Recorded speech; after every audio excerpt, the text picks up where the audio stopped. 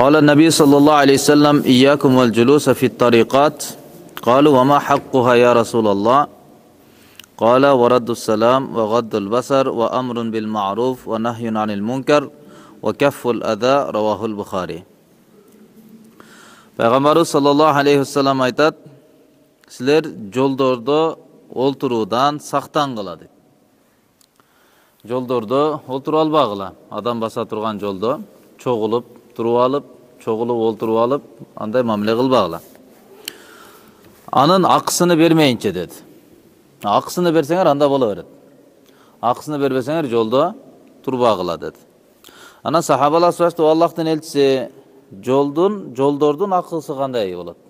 Joldorga baylanışlı da hukuklar var mı? Peygamber sallallahu aleyhi ve sellem Mekke'ye gelip Kabe'ga girip namaz okup 8. Hicri yılı Fathu Mekke oldu. Mekke'ni uçtu, kolga alıştı.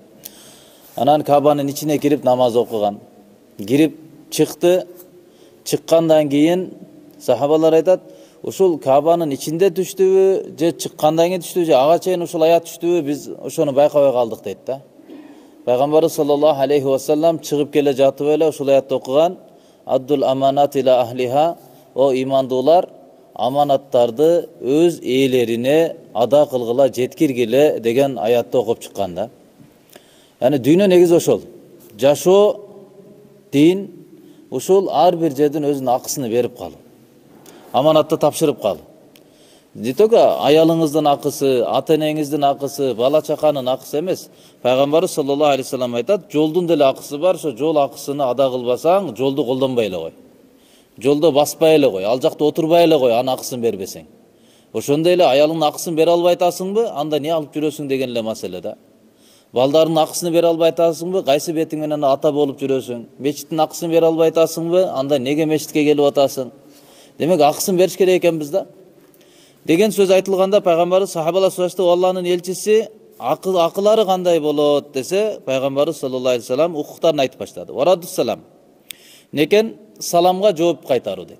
Бирөө салам айткан болсо, анын салабына жооп кайтаргыла дейт. Ва гаддул басар. Жана көзүңөрдү төмөн алгыла. Ылдый алгыла. Куранда дагы буйрулган өкүм ушул: Kullil mu'minin yaguddu min absarihim ve yahfazu furujahum. O Muhammed sallallahu aleyhi ve sellem, siz imandu erkeklerge aytıp koyunuz. Al жаңыбы, al жашпы, карыбы, takvabı ayırması yok. Жалпыга өкүм бирдей. Siz үйлөнөн деп өзүңүздү карман албай калгансызбы? Же көптөн бери аялыңыз менен боло элексизби? Айырмасы жок. Ким болбосун, yaguddu min absarihim, көздөрүнү төмөн алып жүрсүн.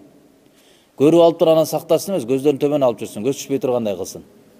Билип атат, ошол жерде туура эмес көрүнүш болобу, болду, көзүнү алсын, көзүнү сактасын.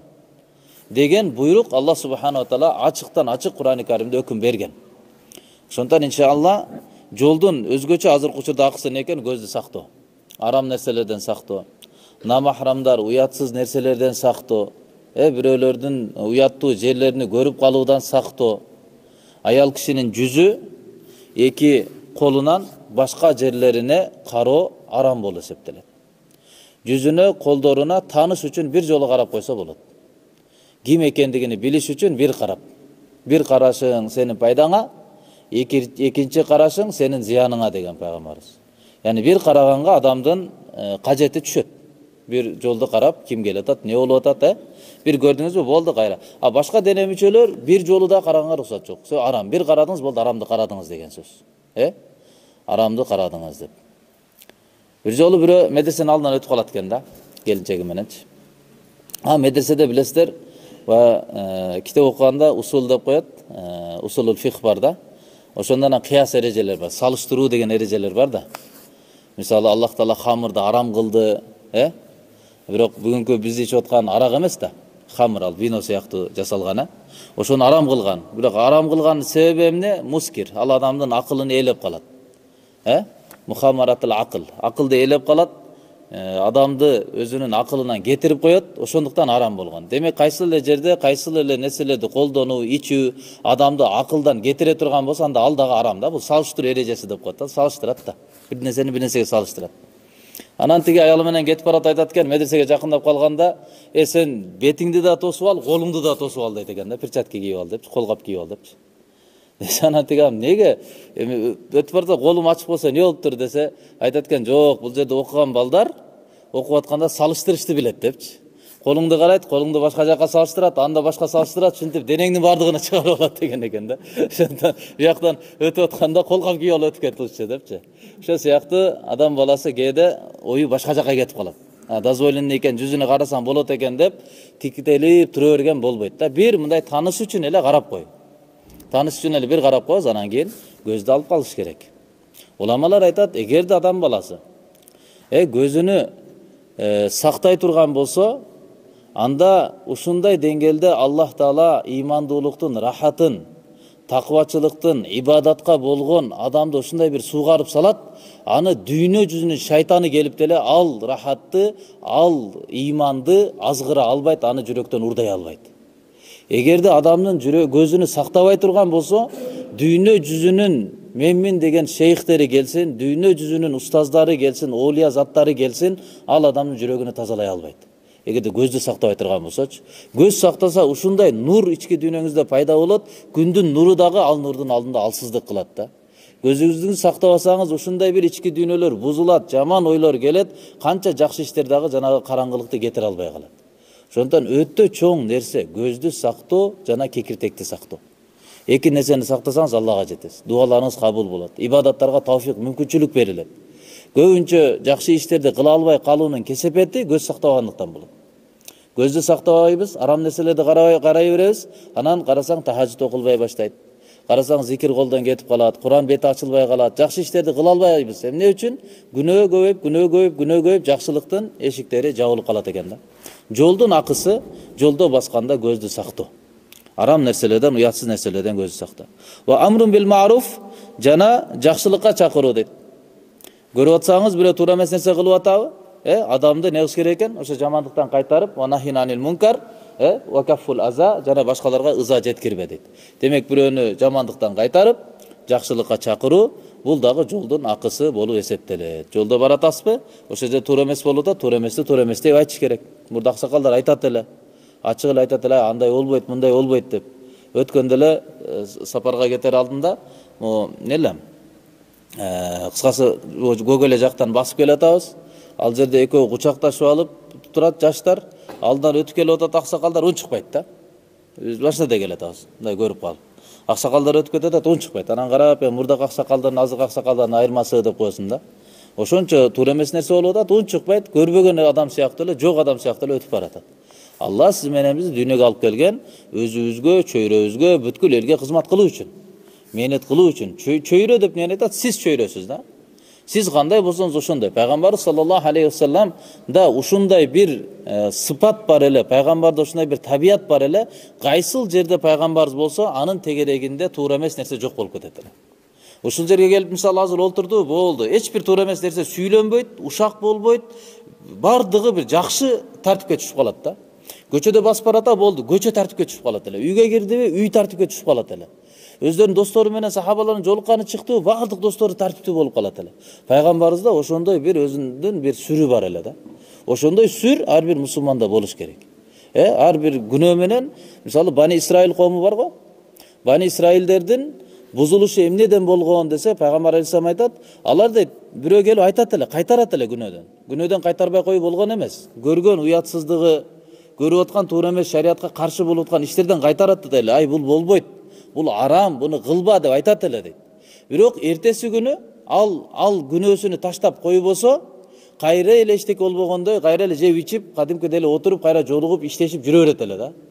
Мына ошондой күнөөлөр көп болуп кеткенден кийин Аллах Таала бири-биринин жүрөгүн аралаштырып салды дейт. Жакшы адамдардын жүрөгүн, жаман адамдардын жүрөгүн аралаштырып салды, баардыгынын жүрөгү ушинтип күнөөкөр болуп калды да.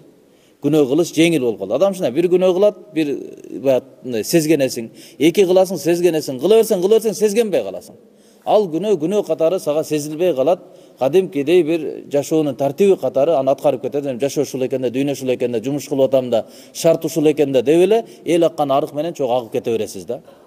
Ошондон иншалла өзүбүз күнөөгө түшүп калбаш үчүн Кур'ан-ы Каримде эмне үчүн күнөөдөн кайтарылат? Нахянил мункар деген бар го. адамды күнөөдөн кайтаруу, жакшылыкка чакыруу. Бул эмне үчүн кылынат? Куранда айтат: "Ма алайка ва ма алаллазина яттакуна мин хисабихим мин шей, валакин зикра лааллахум яттакун." Ма алаллазина яттакуна мин хисабихим мин шей. Таква адамдардын жоопкерчилигинде капырлар кылып аткан, күнөөкөрлөр кылып жаткан иш кылыктарынын эсеп китеби булардын мойнунда эмес дейт. Yani buzuk adamlar kança günah kılıp atsa, uyatsızlar kança uyatsızlığı bilen alektenip atsa, alardın günahsünün sebebinin takva adamlar surak berbeyt kıyamatta. Surak alınbayt deyt. Walakin zikra. Birok bulardın moynunda emne, joopkerçilik emne, alarga nasihat aytуу. Til menen alarga aytıp koyu, ay bolboyt bul nerse, bul aram dep turup alarga nasihat aytуу, jakşılıkka çakırуу, jamanttan kaytarуу, birok takva adamlar moyunda joopkerçilik deyt. Buga surak berilet. Kılgan kılıklarına sorak berbeyiz, nege bul bunu kıldı depçi. Bирок ошо кылып атканда сен бирдеке кылгансыңбы же жокпу? Аны кайтарыштын аракети сенде болгонбу, болгон эмеспи дегенге жоопкерчиликтүүлүк бар. Эмне үчүн күнөөкөр адамдарды күнөөдөн кайтарыш керекпиз? Лааллахум яттакун, тафсир Мазхариде келет. Лааллаллазина яттакуна ясбутуна ала таквахум. Таква адамдар өзүнүн таквачылыгында бекем туруш үчүн ушуну кылсын. Болбосо алар да ошо сыяктуу болуп калат эртеси күнү. Күнөөнү көрүп туруп күнөөнү кайтарбасак, уятсыздыкты көрүп туруп, туура эмес нерсени көрүп туруп, адилетсиздикти көрүп туруп, зомбулукту көрүп туруп, аларды күнөөдөн кайтарбасак, анда Алла бир учур келет, баардыгын жүрөгүбүздү аралаштырып салат, эртеңки күнү сен да ошондой эле сыяктуу болуп каласың да. Куранда Алла айтып атат: "Эмне үчүн? Алар үчүн эмес, өзүң үчүн, өзүң ошо чөйрөгө түшүп калбаш үчүн. Өзүңдүн балдарың, кыздарың ошо чөйрөгө келип калбаш үчүн, өзүңүн башыңа түшпөш үчүн айтып койсун" дейт. Айтпаса өздөрүнүн таквачылыгын жоготуп алышат. Өздөрүнүн диндарлыгын жоготуп алат, өздөрү дагы ошол күнөөгө кирипкер болуп калышат дейт Аллах Таала. Ошондон демек урматтуу туугандарым, жолдун адептерине бири эмне экен? Нахю анил мункар, күнөөдөн кайтаруу, ва амрун бил маруф, жакшылыкка чакыруу, ва каффул аза, жана башкаларга ыза жеткирүүдөн сактануу. Түкүрүнүп, какырынып, бирдеке бутулка сынып калса аны таштап кете берип, же бирдекелерин таштандылары болсо аны таштандырып калтырып коюп кетип калып, бирөөгө ыза жеткирүүдөн сактануу, бул дагы жолдун адеби экен. Ошондой эле адашканга жол көрсөтүү дейт. Пайгамбар саллаллаху алейхи вассалам жолдо сактангыла деди, башка риваятта, Тирмизи риваятында жолдордо отурбагыла. Зарылчылык болуп калат десе, инкунтум ла будда фаилин, эгерде кылуу силерге зарыл болуп калган болсо, деп туруп, анан сөзүнүн арасында вахдус сабил, жолдо бараткан адамдарга жолду көрсөтүп койгула деди. Демек адашып калган адам болсо, ага жолду көрсөтүп коюп, колдон келсе, ошо жака жеткирип эле коюп, бул ошол дагы жолдун акысы болуп эсептелет экен. Жана ушул эле хадисте айткан ва айнул мазлум, жана зулум чегип аткан адамга, жапа чегип аткан адамга жардам бергиле деген. Демек бирөөгө туура эмес мамиле, адилетсиздик мамиле болуп аткан болсо, ошону көрүп турсаңыз, бул да жолдун акысы болуп калат экен, ал адамга жардам берүү. Жолдо өзү тарабынан эч кимге зыян жеткирбөө. Жолдун акысы эмне Аллахтын элчиси дегенде жогорку хадисте келди, каффул аза, зыяндан сактануу деди. Зыяндуу нерсени ошондой эле алып коюу. Пайгамбар саллаллаху алейхи вассалам хадисте айтат, имам Муслим рахматуллахи риваят кылган хадис: "Ал-иману биду ва саб'уна шу'батан", иман 70тен ашуун бутагы бар. 77, көпчүлүк уламалар айтымында 77 имандын бутагы бар. Фа афдалуха каулу ла илаха иллаллах, анын ичинен эң бекеми, эң абзели ла илаха иллаллах сөзүн айтуу, ва аднаха имататул аза анит тариq, эң төмөнкүсү зыян бере турган нерселерди жолдон алып коюу. Вал хаяу шу'батун минал иман, жана уяттуулук дагы имандын эң маанилүү бир бутагы дейт. Демек имандын эң төмөнкү даражасы эмне экен?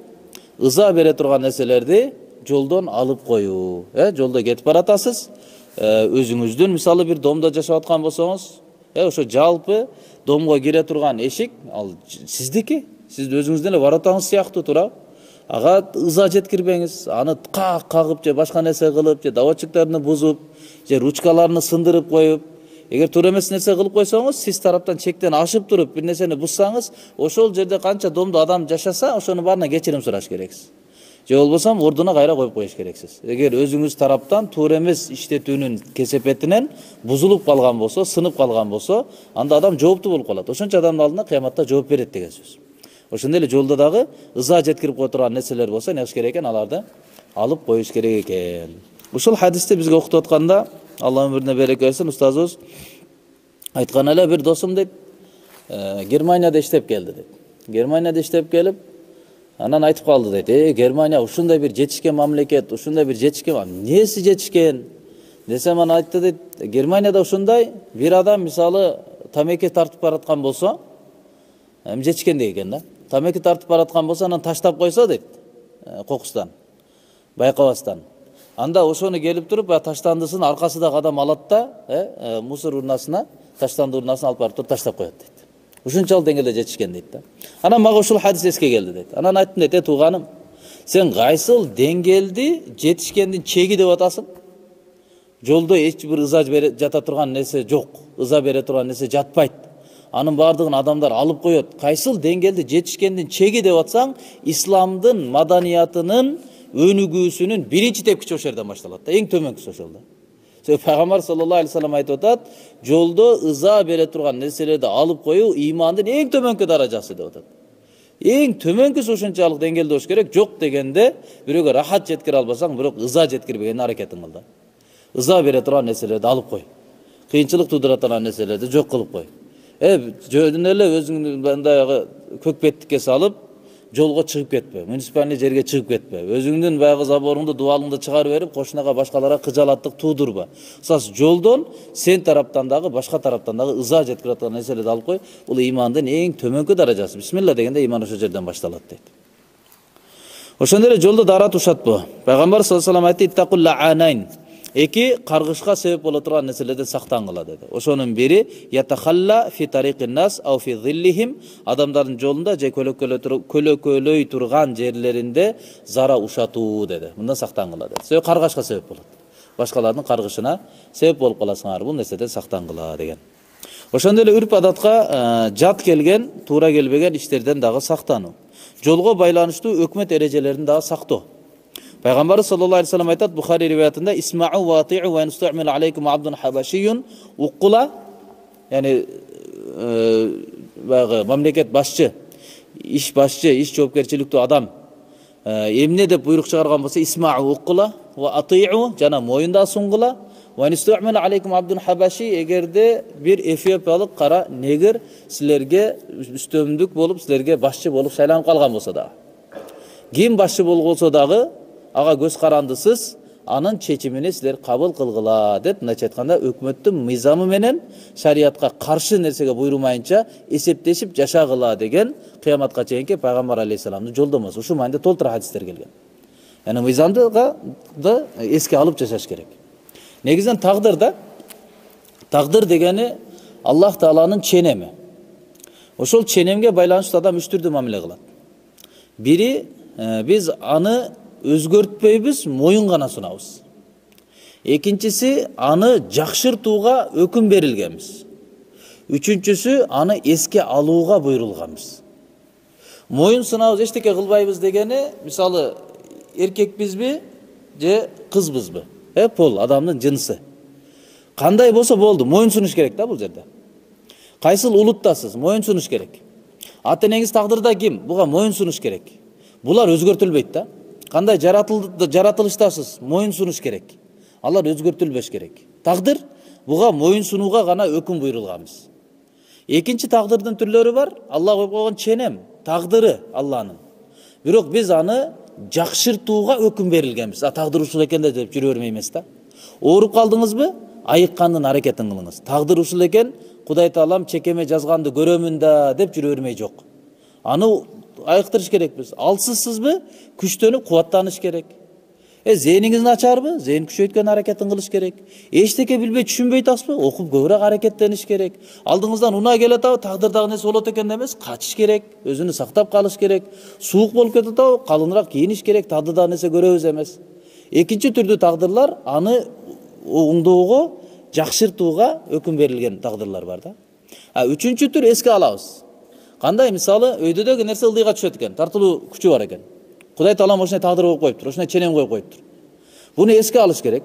Кудай Таалам көргөн нерсе болот да, тагдырда жазган нерсе болот, буйруганы болот, давай бисмилла деп туруп, крышадан секирмей жок, тамбашынан секирмей жок. Секирсең сөзсүз чекеңе жазганды көрөсүң, бирок күнөөкөр болуп көрөсүң ал нерсеничи. Аны эске алыш керек да.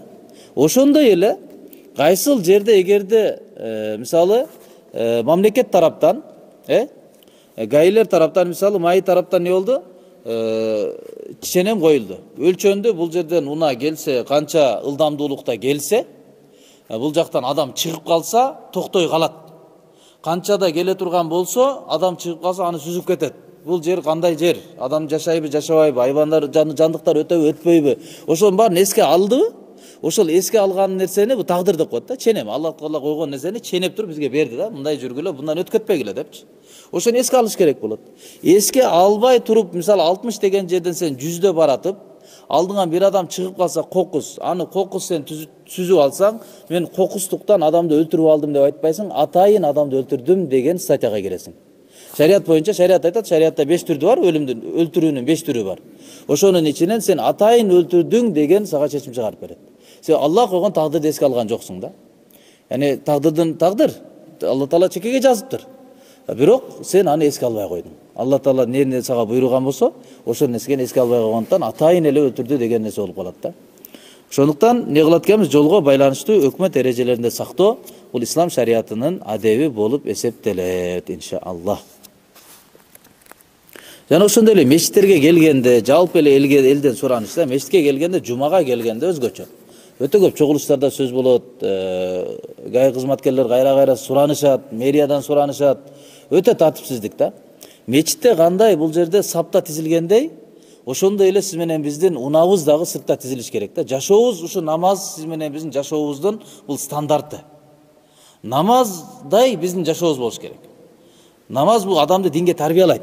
Ким намазын тургузса, пайгамбар айтат, динин тургузду. Намаз бузган адам динини бузуп алды. Мындайча айтканда, намаздын жашоосун жашоого алып кел деген сөз да. Намазда кандай бир имамдын аркасынан уйуйбузбу? Ошондой эле жашоодо дагы ошондой деңгээл болуш керек. Жашоодо дагы бул шарият эмне десе, ошонун аркасынан эрчи. Шарият аркылуу ошол бир устаз карман. Болбосо шайтан сенин устазың. Шайтан бирдеке деп атат, чечим чыгарып фатва берип атат, ошонун негизинде кетип атасың. Устаз жокпу? Устаз жок адамдын сөзсүз шайтан анын устазы болот. Периште эмес, башка эмес, пайгамбарыбыз эмес, түшүнө келип пайгамбарга сабак берип турбайт. Анын демек устазы шайтан аныкы. Себеби Кур'ан хадиске таяна турган нерсеси жок. Той кылайлы, кандай кылабыз, мындай кылабыз, тигиндей кылабыз. Кет ошо менен. Кайсыл негизде? Кайсынысы Кур'ан эле, кайсынысы сүннөт эле, кайсынысы рухсат эле, кайсынысы арам эле. Аны каяктан билет, туурабы? Шайтан бир ойлорду салат, мындай кыласың, мындай кыласың, мындай кыласың. Ошо менен кете берет, ошо азгырык мененчи. Намаз кыскасы биздин жашообуздун ченеми болуш керек да. Ошондой эле намаздагы тартиптүүлүк сыртта дагы ошол нерсе болсун да. Шашып-бышып келди, мисалы, келди да келип туруп унасын токтотуп койду. Токтотуп коюп намазга кирип кеткен өзү. Намазга шашып атат да. Азан айтылып калды, камат болду, парз окуш керек. Машинадан адам токтотуп турган эле, адам чыга турган же башка машинанын алдын тосуп койду, же адам өтө турган жерди тосуп койду. Бул жака намаз окуп чыкты, ал жакта толтура күнөө кылып алды. Күнөө жакшы ишке караганда үстөмүрөөк келип калат. Намазы жокко эле чыгып кетет, наркы күнөөсү көбүрөөк болуп калат. Намазга болгон адепти пайгамбар саллаллаху алейхи вассалам ошо заманада эле билип, биз кандайбыз? Бизде дагы кандай техникалар чыгат? Билген пайгамбар саллаллаху алейхи вассалам айткан: "Алейкум бис-сакина", силер намазга келип атканда шашпай келгиле деген. Оор басырыктуулук менен тынч келгиле деген. Акырын келгиле деген. Кайсыл намазга жетсеңер окуйсуңар, кайсыл намаз өтүп кетсе кайра кайтарып коесуңар. Намаздын адеби ошол деген. Шашып келип туруп бир рекетке жеткенден көрү, шашпай келип туруп, орто басып келип туруп, бир рекет өтүп кетип туруп намазга кошулсаңыз, сүннөткө ылайыктуу кошулган болосуз. Чуркап келип кошулганга карагандачы. Чуркап келип кошулсаңыз, сүннөттөй келген жоксуз. Шашып, бышып келип алып, ороңдоп Алланын алдында туруп, андай адепсиздик. Пайгамбар айтат, андай кылбагыла дейт, шашпагыла дейт. Раз сооп керек болуп аткан болсо, эртерээк кел анда. Туурабы? Камат айтышта мурун кел, азан айтылууда мурун келип ал.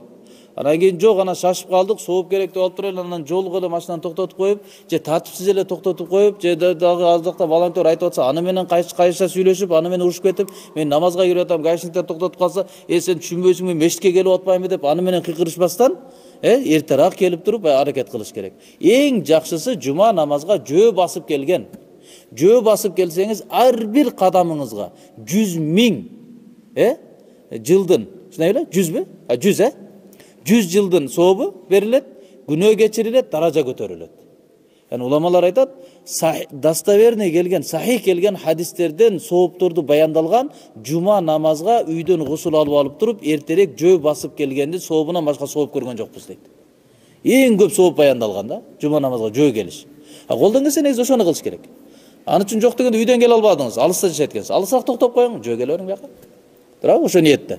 жөө келиштин сообун алайын деген максатта башкаларга кыжаалат кылбай, башкаларга орун берип, өзгөчө эрте келгендер алысыраак токтоп койсок жакшы болот. Акыркы келгендер шашып калат. Өзүңүз билесиз да, эрте келдиңиз, кеч келдиңизби? Эрте келсеңиз алысыраак эле токтоп. Акыркы келгендер шашып ушуп, жай таппай калып, тияка чыгып кетип келгенге жума бүтүп калышы мүмкүн. Ошолор анан токтотуп ар жерге кысып коет, тартипсиздик кылыпчы.